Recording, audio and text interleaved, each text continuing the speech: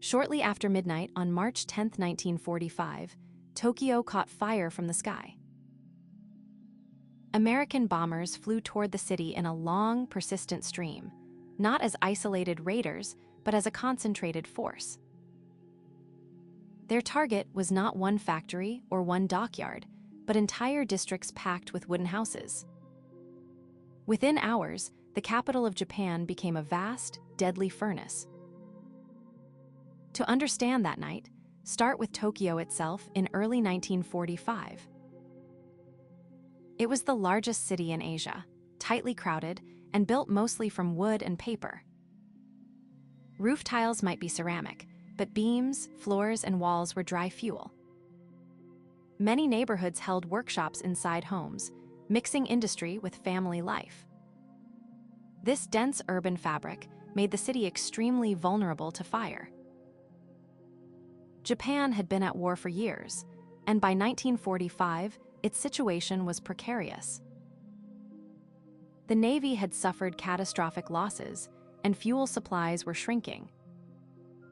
Strategic bombing from American forces had already begun, but was initially limited and often inaccurate. High-altitude raids struggled against wind, weather, and the jet stream over Japan. Damage was serious, but still not decisive. That changed when the United States Army Air Forces altered strategy under General Curtis LeMay. Crews stripped bombs of heavy armor and removed defensive guns from aircraft to carry more explosives. Bomber formations dropped altitude, flying lower than before to increase accuracy. The new focus turned from specific industrial plants to the broader urban areas that supported them. The idea was to destroy light industry and break the capacity of the home front. Central to the March raid were incendiary weapons designed to start and spread fires. These bombs did not rely on single massive blasts, but on many smaller canisters packed with flammable material. When released over a city, they scattered burning components across wide areas. On a wooden metropolis like Tokyo, each cluster of flames could quickly expand into a neighborhood fire. Used in large numbers, they created overlapping fires that could merge into a firestorm. On the night of March 9th, hundreds of B-29 bombers took off from bases in the Mariana Islands. They flew without the heavy protective formations used earlier in the war, relying on speed, numbers, and the weakened Japanese air defenses. Weather reports indicated clear skies over Tokyo, with wind that might spread flames once fires began. The crews approached separately at staggered times, creating an almost continuous path of aircraft over the target. Around midnight, the first Pathfinder planes dropped markers over the eastern districts of the city. These areas were both industrially important and heavily residential, filled with small factories and workers' homes. Once the markers burned, wave after wave of bombers began releasing incendiaries. The patterns were planned to form a huge grid of fire, designed to box in districts and trap the flames. At street level, the attack quickly turned terrifying and chaotic. Incendiary bomblets punched through roof tiles and burst inside attics, starting multiple interior fires at once. Oil-based mixtures clung to surfaces, continuing to burn even as people tried to beat them out.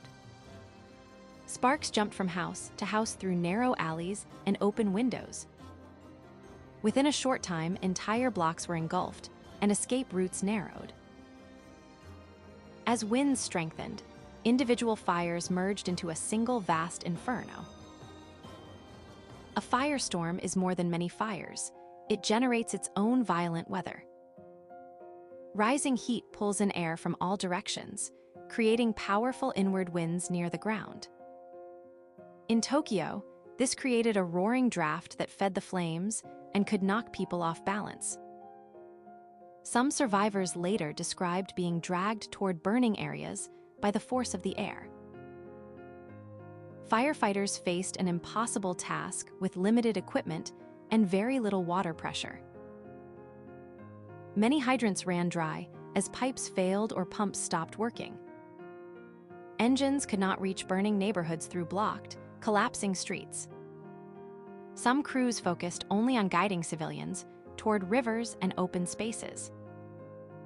The organized response quickly gave way to individual efforts simply to survive. The city offered few safe shelters against this type of bombing. Most homes had no basements, and public shelters were often shallow trenches or simple dugouts. These might protect against fragments, but not against heat and suffocation. People fled toward the Sumida River and other waterways, believing water meant safety. Unfortunately, these areas also became crowded and dangerously exposed to blast and radiant heat. Civilian experiences that night varied, but shared many common threads. Families ran while carrying children and elderly relatives, often through burning debris and fierce winds. Some tried to shelter in canals or ponds as nearby buildings burned and collapsed. Others remained in their homes until smoke and heat forced desperate escapes. The attack blurred lines between industrial targets and the everyday spaces of ordinary life. By dawn, large parts of eastern Tokyo had become blackened ruins. Rough estimates suggest that over 100,000 people were killed in a single night.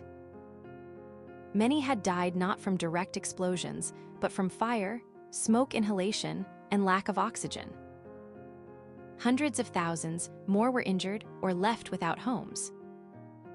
The scale of displacement turned districts into vast fields of ashes and twisted remains. The physical damage extended far beyond housing. Thousands of small workshops that produced war materials had been destroyed. Transportation lines, power cables, and water networks lay in tangled, unusable heaps. Yet the bombing had also destroyed schools, temples, markets, and clinics. What planners described as targeting urban industry was inseparable from destroying the social fabric that carried it.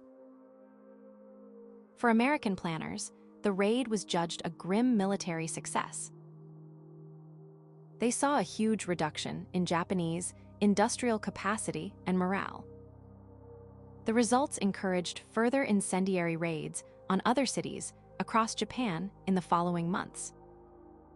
From a military standpoint, area bombing appeared faster and more certain than trying to hit single factories. It fit into a broader strategy of forcing Japan to surrender without a costly invasion. However, the human cost raised immediate and lasting moral questions.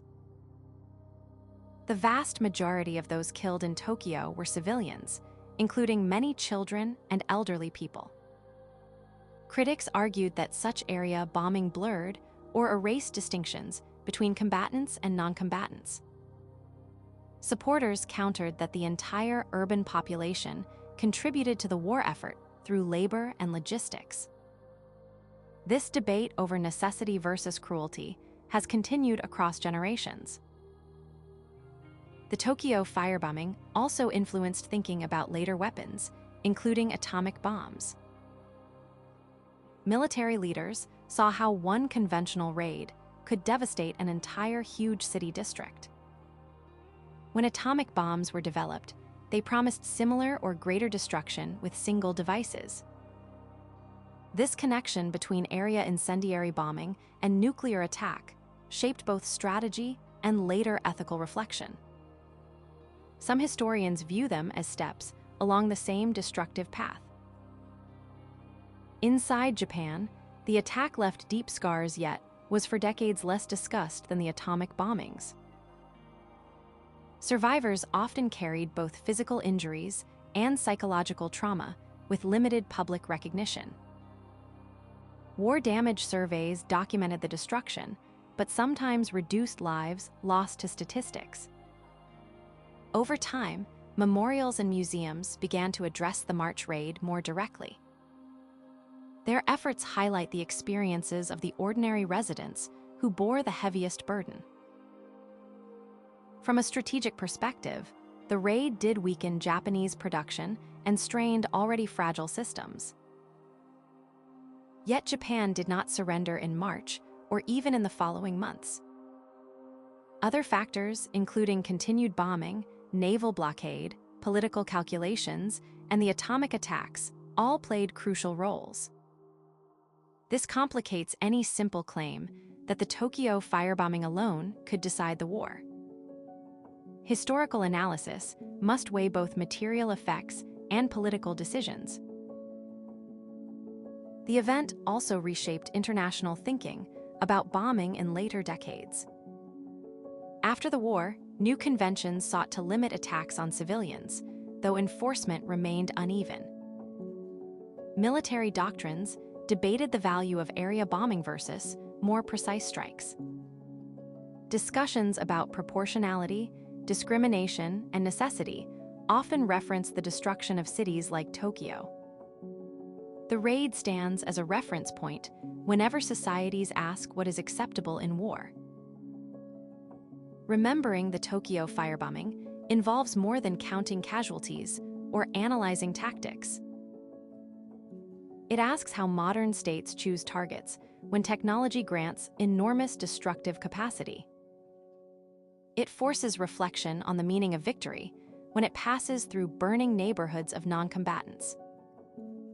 It also invites attention to survivors who rebuilt homes and communities from scorched districts. Want to learn more? Visit superlore.ai and create a custom episode on any topic you wish. Try it for free today and unleash your curiosity.